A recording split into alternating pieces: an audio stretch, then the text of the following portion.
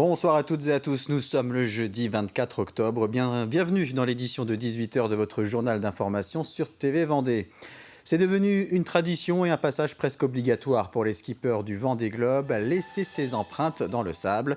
Depuis 6 éditions, le Musée du Sable reçoit les participants au Tour du Monde à la voile en solitaire et a déjà collecté plus de 150 empreintes.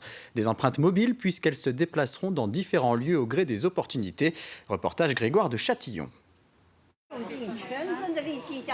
Du sable, du ciment et de l'eau, c'est au tour de Jin Kung-soo de laisser son empreinte.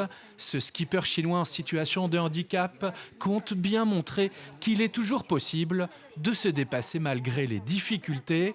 Ces empreintes sont des souvenirs pour l'histoire, une initiative de l'association du Musée du Sable. C'est au tour de Clarisse Kremer de poser la main pour l'éternité dans le hall du lycée professionnel Éric Tabarly. C'est sûr qu'il y a un côté empreinte dans l'histoire qui me dépasse un petit peu. Moi, j'ai l'impression d'être surtout quelqu'un qui a beaucoup de chance d'aller vivre une aventure unique et du coup d'imaginer que mon empreinte va aussi perdurer dans l'histoire, c'est quelque chose qui me dépasse un peu, d'un peu vertigineux. On a le droit de C'est la main qui est davantage choisie par les skippers par rapport aux pieds.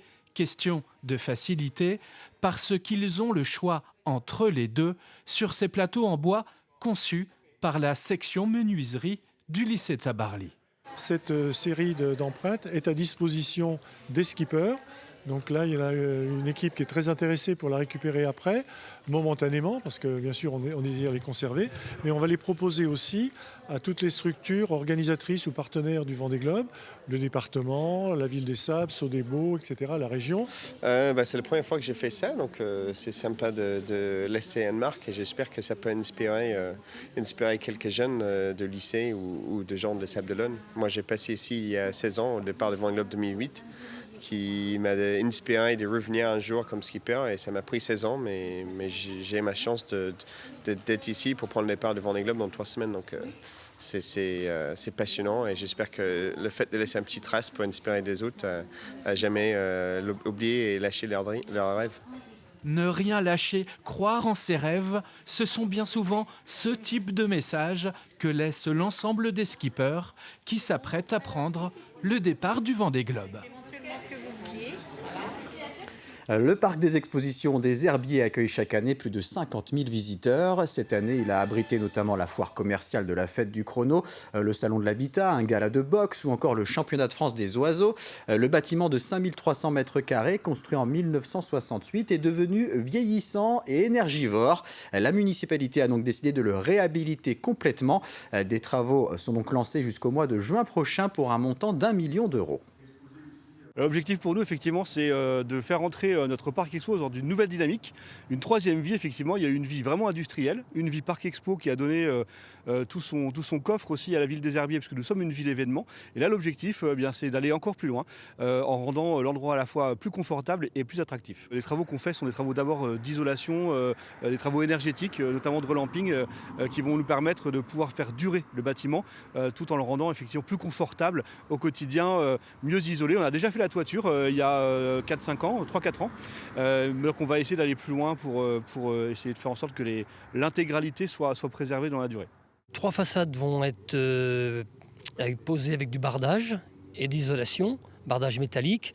Et sur les entrées, celles-ci, plus les entrées qui sont derrière le bâtiment, il y aura du stratifié couleur bois. On va aussi refaire le relamping d'éclairage. On va changer tout l'éclairage. On va changer toutes les fenêtres, les portails, les portes, pareil, pour que ce soit, là c'est du relocage, mais aussi que ce soit agréable aussi par rapport à l'isolation. Et ensuite, on va finir par les peintures à l'intérieur des 2 bâtiments. Le programme Erasmus+ permet lors de chaque année scolaire d'organiser des échanges entre des collèges européens. Et à l'occasion des Erasmus Days, les élèves découvrent à travers des lettres et des énigmes quels vont être leurs classes partenaires et surtout leur pays. C'était le cas il y a quelques jours pour les collégiens des Colibert à Saint-Michel-en-Lerme où s'est rendue Louise Viadger. Tirer à l'arc pour récolter des indices et résoudre des énigmes. Les élèves du collège Les Colibert ont joué le jeu pour deviner les écoles européennes avec qui ils vont échanger cette année. rencontrer de nouvelles personnes, faire des voyages, échanger avec d'autres élèves. Des étrangers, des personnes qu'on ne connaît pas forcément, enfin qu'on ne connaît pas. Erasmus+, c'est ce projet d'échange entre collèges européens. Cette année, le thème, c'est la citoyenneté européenne. Concrètement, les échanges vont se faire en anglais autour d'un programme transdisciplinaire pour les élèves sélectionnés. Alors avec un tel programme, les progrès sont remarquables. Ça se voit dans le quotidien, c'est-à-dire des élèves qui progressent effectivement en anglais ou en allemand, puisque notre collègue d'allemand participe avec Erasmus en Allemagne. On le voit aussi par les contacts qu'ils gardent. Il y a d'anciens élèves qui reviennent nous voir et qui disent voilà, on a créé des liens partout en Europe, en Italie, en Croatie, en Hongrie, au Danemark. Cette année, le collège échange avec des établissements en Roumanie, au Portugal et en Serbie. Une véritable richesse pour l'établissement vendéen qui fête sa 4e année de collaboration avec ce programme européen. Au sein de l'établissement, de toute façon, c'est fédérateur pour les enseignants. C'est quelque chose qui est construit et validé par tous. Et avec les autres professeurs des autres pays, c'est extrêmement intéressant. Effectivement, on n'a pas la même manière d'enseigner, pas le même regard, pas la même relation aux élèves. Et grâce au projet Erasmus, on peut aussi envoyer des professeurs en séjour d'observation avec nos écoles partenaires pour découvrir des pratiques pédagogiques, d'accompagnement. En France, près de 2000 établissements participent à ce programme Erasmus+. La commune de l'Aiguillon-sur-Vie et la Fondation du patrimoine lancent une collecte de dons afin de financer la restauration de 3 œuvres religieuses, un Christ en croix, un tableau et une station de chemin de croix. Le montant des travaux est estimé à près de 9 000 €. Une partie sera financée par la Fondation du patrimoine et la municipalité espère récolter 5 000 € de dons.